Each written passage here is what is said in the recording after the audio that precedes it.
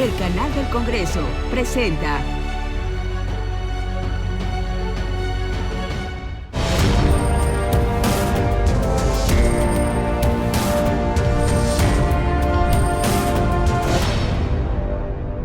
...23 legislaturas estatales aprueban los cambios constitucionales contenidos en la reforma al Poder Judicial y el Senado de la República emite la declaratoria de aprobación. Uno a uno fueron contabilizados por la secretaria de la mesa directiva de la Cámara Alta los 23 estados de la República donde las legislaturas locales aprobaron la reforma constitucional al Poder Judicial. Sin embargo, hasta el viernes 13 de septiembre se habían recibido 24 oficios provenientes de los congresos estatales. Baja California, por el que aprueba. Baja California Sur, por el que aprueba. Campeche, por el que aprueba. Colima, por el que aprueba. Durango, por el que aprueba. Guerrero, por el que aprueba. Hidalgo, por el que aprueba. Y superando el mínimo que marca la ley del 50% de los estados más uno, el Senado realizó la declaratoria oficial.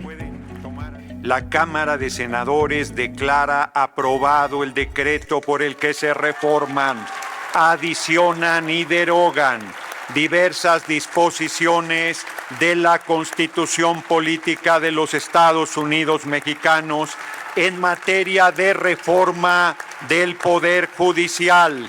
Por tratarse de un asunto importante, se abrió durante la sesión una ronda de participación de los grupos parlamentarios presentes en el Pleno, y para ello, el propio presidente de la mesa pidió ser relevado para poder manifestarse en nombre de sus compañeros y compañeras. Hoy tenemos a los tres poderes del sistema político mexicano a disposición, a servicio de la sabiduría del pueblo de México.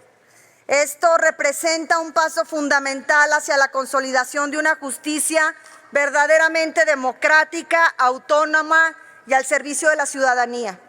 Es momento que el Poder Judicial evolucione, teniendo con el fin último la generación de un verdadero cambio en favor de la sociedad mexicana y que precisamente surge del clamor popular. El pueblo de México nos ha dado un apoyo impresionante el 2 de junio y nosotros hemos respondido con honor, con firmeza y con dignidad y le estamos cumpliendo al pueblo de México. Nosotros siempre estaremos abiertos al diálogo, pero bajo ninguna circunstancia renunciaremos a la fuerza del mandato mayoritario que nos otorgó el pueblo de México. A la sesión ordinaria del 13 de septiembre no asistieron los senadores y senadoras de los grupos parlamentarios del Partido Acción Nacional, Partido Revolucionario Institucional y Movimiento Ciudadano. Sin embargo, con la mitad más uno de los 128 legisladores, se declaró el quórum y se validó la declaratoria de reforma. 18 de septiembre de 2024. El Senado aprueba una reforma a la Ley Federal del Trabajo a fin de incluir al 1 de octubre en el listado de días de descanso obligatorio cuando esta fecha corresponda a la transmisión o cambio en la titularidad del Poder Ejecutivo Federal.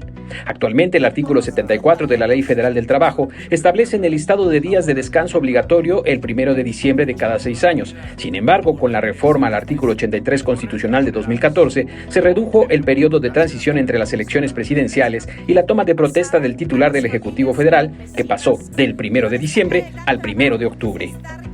Como grupo parlamentario del Partido del Trabajo, celebramos el presente dictamen, con el cual todas las personas trabajadoras vivirán un momento tan importante para la nación como es la toma de protesta del Ejecutivo Federal. Yo lo subrayo con toda claridad. La doctora Claudia Sheinbaum está obligada a marcar y hacer la diferencia. Su gobierno tiene que ser un salto cuántico y totalmente diferente a lo que han sido los gobiernos del pasado. La toma de protesta es un acto relevante, formal y protocolario que reviste un valor cívico trascendental, toda vez que al marcar el inicio de una nueva gestión pública se convierte en un acontecimiento histórico que la ciudadanía debe testimoniar. La reforma a la Ley Federal del Trabajo fue aprobada por unanimidad con 116 votos a favor. La toma de protesta de la próxima presidenta se llevará a cabo en San Lázaro, la sede del Congreso de la Unión, el 1 de octubre.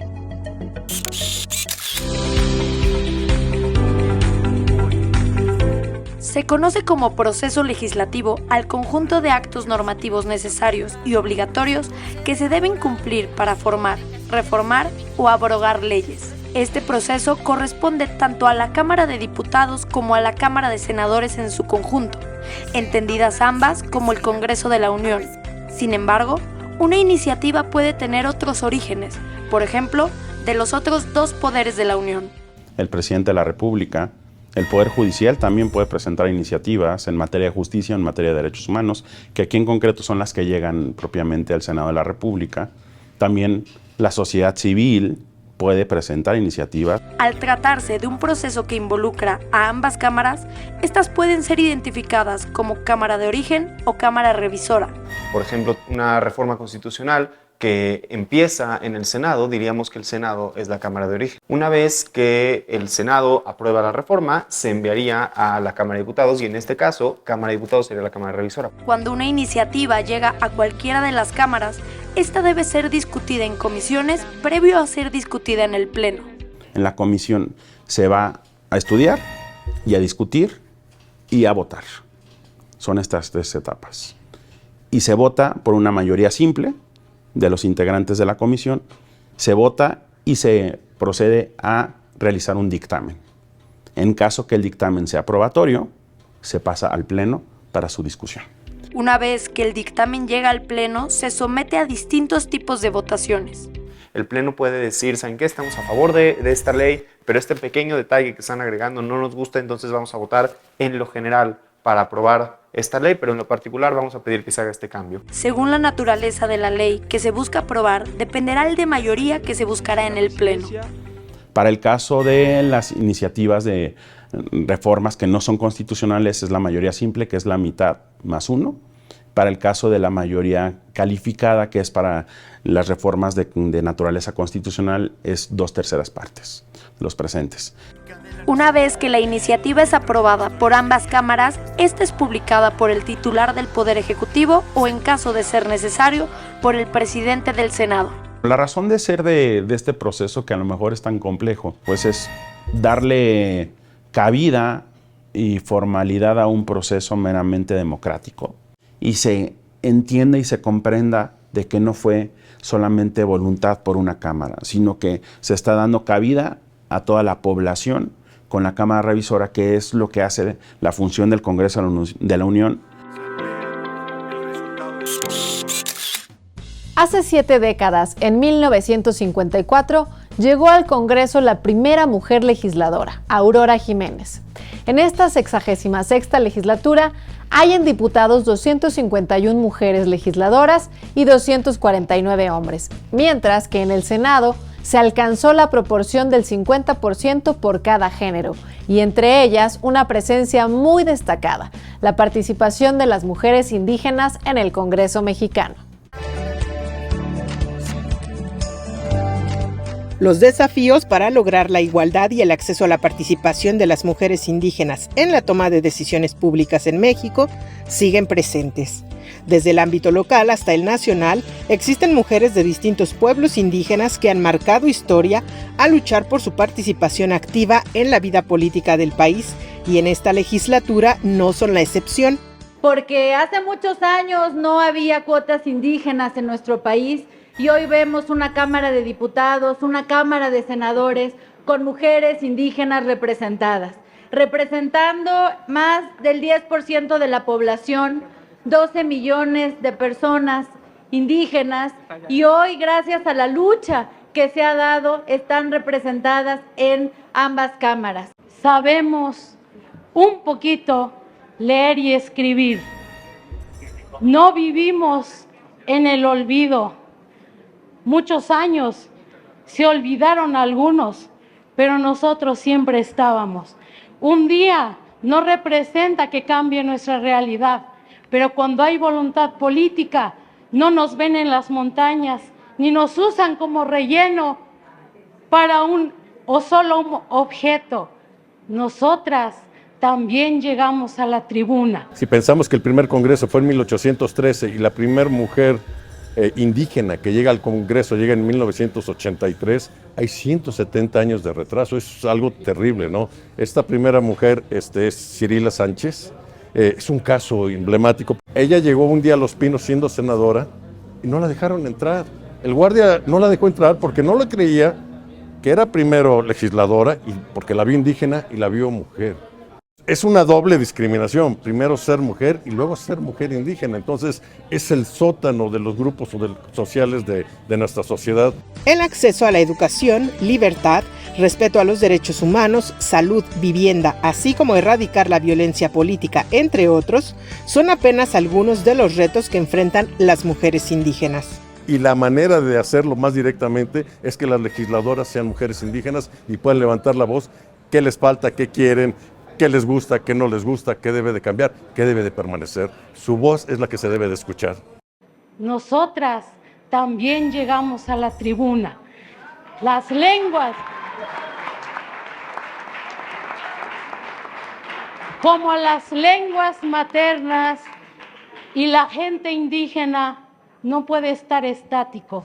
Las senadoras y senadores atenderán con mayor énfasis los temas que preocupan a este sector de la población, porque en una legislatura paritaria como esta, las mujeres son una prioridad.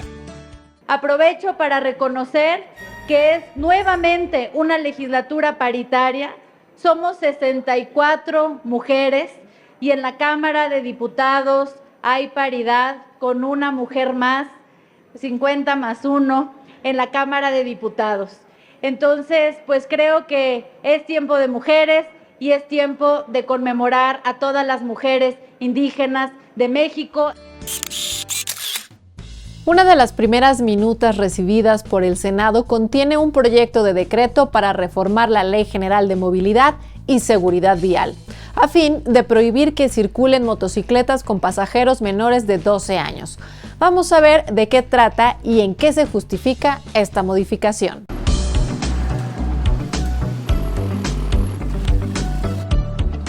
Recientemente, el Senado de la República recibió una minuta aprobada en la Cámara de Diputados, cuyo objetivo es prohibir que los niños y niñas menores de 12 años de edad transiten en motocicletas como pasajeros. Se trata de una iniciativa altamente controversial debido a que este se ha convertido en un medio de transporte que cubre las necesidades de miles de familias mexicanas. En nuestra realidad, creo que sí se antoja que la solución tendría que ir más hacia la protección de los menores, hacia la concientización de los padres, hacia la educación vial y hacia la sensibilización acerca de cómo se están moviendo los escolares o los niños a sus diversas actividades en la ciudad y en el país. Aunado a las medidas que se discuten en el legislativo, resulta clave fomentar una cultura vial mucho más responsable en la que automóviles y motocicletas puedan transitar de manera ordenada, segura y respetuosa. Es importante también pensar que el motociclista tiene que aprender a respetar los límites de velocidad y respetar los reglamentos y las condiciones físicas del terreno en donde tiene que desarrollarse. Si bien se trata de una medida que busca proteger a los menores, existe la preocupación de que ésta encuentre dificultad en su aplicación. Yo creo que la educación vial en la ciudad y en el país pues es bastante relajada, es bastante poco observado el reglamento de tránsito. El problema de estas disposiciones es que se agregan a disposiciones que hoy no se están cumpliendo. Es imprescindible que tanto los motociclistas como la ciudadanía en general sean conscientes de los riesgos que implica el tránsito de menores en motocicletas y de la importancia que tiene el respetar las medidas de seguridad. Es cuestión de darle cultura a las personas, de cultura vial, para que entiendan los riesgos en los que ellos están sometidos y en los que someten a sus menores hijos en este caso. Si forzan sus vehículos, motocicletas, llevando 4 personas o 3, etcétera, pues siempre van a aumentar potencialmente el riesgo, ¿no? Para ellos y para la gente, que yo creo que ningún padre quisiera que le pasara algo a sus hijos, ¿no? Hoy la iniciativa se encuentra en la cancha del Senado de la República y se continuará con el análisis y discusión de este tipo de medidas, considerando las necesidades y preocupaciones de la población para garantizar una solución correcta e integral a este problema. El 23 de septiembre de 1913, Belisario Domínguez, senador por Chiapas, denunció las atrocidades de Victoriano Huerta, quien en febrero de ese año se había apropiado del poder político del país mediante un golpe militar. El 16 de septiembre de 1913, Victoriano Huerta rindió un informe ante el Congreso Nacional, donde trató de exponer ampliamente sus propósitos de gobierno y además exclamó su famosa frase: "La paz se hará cueste lo que cueste". 7 días más tarde, el senador chiapaneco tomó la palabra y desde la tribuna de la Cámara Alta expuso la brutalidad de los actos cometidos por Victoriano Huerta, resaltando la necesidad de destituirlo de la presidencia y exigir al resto de sus compañeros legisladores cumplir con el deber de proteger a la patria. Si en vuestra verdad de volver a ver reinar la paz en la República os habéis equivocado, habéis creído en las palabras falaces de un hombre que os ofreció pacificar la nación en 2 meses y le habéis nombrado presidente de la República, hoy que veis claramente que este hombre es un impostor inepto y malvado, que lleva a la patria con toda velocidad hacia la ruina, ¿dejaréis por temor a la muerte que continúe en el poder? Después de su discurso, Belisario Domínguez enfrentó la intimidación constante por parte de los simpatizantes de Huerta. Sin embargo, esto no lo detuvo, y el 29 de septiembre se dispuso a presentar un segundo discurso, el cual no pudo pronunciar en tribuna. Poco tiempo después, el 7 de octubre de 1913, Belisario Domínguez fue secuestrado, torturado y asesinado por la policía huertista. Desde 1954, el Senado de la República, en honor al ilustre senador comiteco, otorga la medalla Belisario Domínguez a quienes se hayan distinguido por su ciencia o su virtud en grado eminente como servidores de nuestra patria o de la humanidad. A nivel federal, no hay leyes que mencionen en su contenido las palabras higiene menstrual. Sin embargo, a nivel estatal hay 17 ordenamientos que regulan de alguna forma esta figura. Así lo revela un estudio publicado por el Instituto Belisario Domínguez. Estos son los detalles. Aunque en legislaturas previas se puso sobre la mesa la menstruación digna y se impulsaron iniciativas para garantizar la dignidad y el bienestar de las personas menstruantes, aún quedan pendientes en esta materia. Somos más de 51% de la población mexicana somos mujeres y de este porcentaje el 62% somos personas menstruantes. Las personas menstruantes gastan entre 430 a 1,200 pesos anuales en su gestión menstrual. La investigadora Carla Gómez señala que en México las personas menstruantes carecen de los espacios y servicios necesarios para gestionar su menstruación de forma efectiva, aunado a la discriminación que sufren algunos grupos vulnerables. Las personas menstruantes mexicanas, pues en su primera menstruación, que se llama menarca, no tienen información completa o suficiente. El 69% de personas menstruantes no cuentan con una información completa. El 20% de las personas menstruantes en México no tienen infraestructura, no tienen acceso a productos de higiene menstrual, por lo tanto no pueden vivir una gestión digna. Aunque estados como Campeche, Colima, Hidalgo, Tamaulipas y Quintana Roo ya cuentan con legislaciones respecto a permisos laborales con goce de sueldo para personas menstruantes con dismenorrea, todavía no se emite una legislación federal. Nosotros llamamos algo que se llama dismenorrea primaria, ¿no? Cuando no encontramos una causa de esta menstruación dolorosa.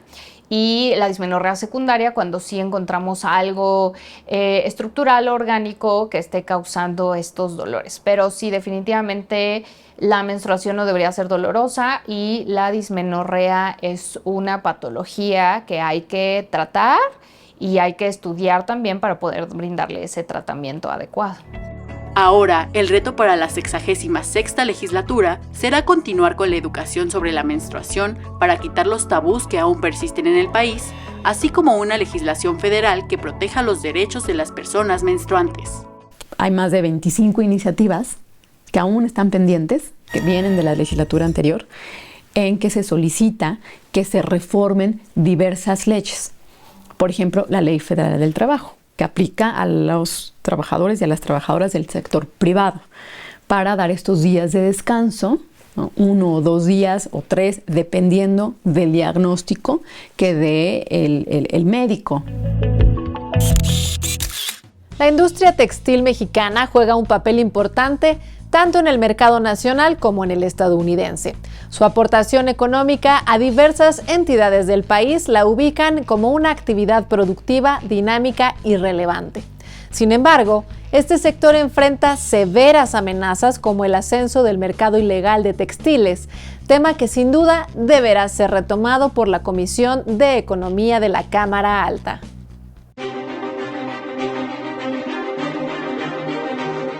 La industria textil en México es una de las actividades más dinámicas dentro del sector manufacturero. Da empleo a aproximadamente 1.200.000 personas. Sin embargo, actualmente atraviesa por una severa crisis. Y es que desde 2006, la Secretaría de Economía, en apoyo a la industria manufacturera y maquiladora nacional, creó un programa que facilita el proceso de importación de materias primas a México para que puedan ser transformadas y reexportadas.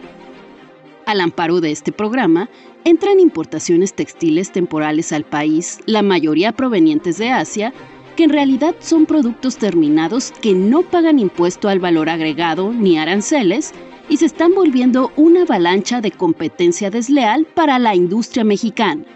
Si bien el programa permite que estos productos, que pueden ser hilos, telas y hasta prendas terminadas, entren al país para que pasen por un proceso de fabricación, no ocurre así y son introducidas al mercado. Hay un mal uso de estos programas sectoriales que se hacen para fomentar la transformación y el contenido nacional, donde hay una importación desmedida de prendas terminadas y estas prendas terminadas se importan como temporal, principalmente de Asia, de China. No confieren origen, no podrían quedarse en el país, pero al final las vemos en las calles y en las tiendas, en los canales formales e informales todos los días. En el 2023, los no retornos, como se conoce estas importaciones que no vuelven a exportarse pese a ser temporales, representaron más de 4.013 millones de piezas, el doble de lo registrado en 2020. Desde el Senado se ha exhortado al gobierno federal a frenar la competencia desleal en el ramo textil del vestido y el calzado, así como a parar las importaciones temporales de productos terminados y tipificar como fraude aduanero las importaciones por debajo del costo de materias primas que ingresan al país a precios fuera de competencia. Otro de los asuntos que se esconden detrás de estas importaciones asiáticas son la explotación laboral y el trabajo infantil. Hay una región en China que se llama Xinjiang, donde se produce más del 80% del algodón que se produce en China. China es de los mayores productores del mundo de esta materia prima. Y ahí se detectó explotación laboral y explotación infantil. Por lo mismo, Estados Unidos dijo, no acepto nada que venga de China. Por ello, es fundamental reforzar las acciones de verificación y control en las aduanas y crear una estrategia para controlar las importaciones que llegan a través de gigantes del e-commerce como Shein y Temu. Lo único que solicitamos y pedimos es que compitamos en una cancha pareja, en una cancha donde la formalidad sea el ejemplo y donde no haya un mal uso de los programas sectoriales que están acabando con esta industria. De esta manera llegamos al final de la presente emisión de Cámara Alta. Sin embargo, abrimos la convocatoria para que nos acompañen la siguiente semana en una nueva entrega de esta revista informativa del Senado de la República. Comentarios, sugerencias y aclaraciones, por favor, a través de los medios de contacto que aparecen ahora en pantalla.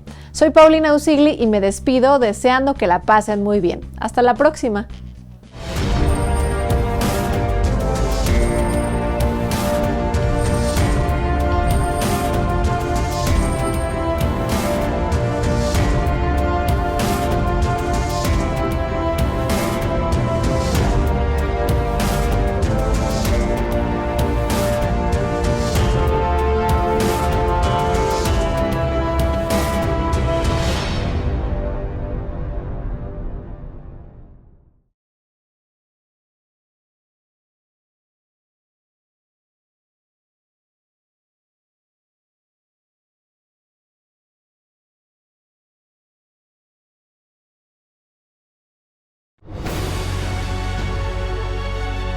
El Canal del Congreso presentó